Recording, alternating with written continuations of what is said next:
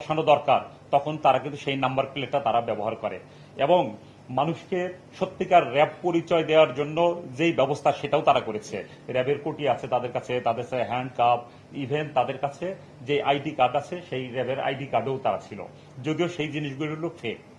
এখন এটা হলো যে আমাদের পক্ষ থেকে জনগণের প্রতি আসলে আমাদের যেই যেটা পরামর্শ থাকবে, যে কোনো সময় যদি র্যাব পরিচয়ে যদি কাউকে যদি গ্রেপ্তার করতে যায় তাহলে অবশ্যই সবাইকে সতর্ক থাকতে হবে এবং যাচাই করতে হবে এরা সত্যিকারের আসলে র্যাব কিনা।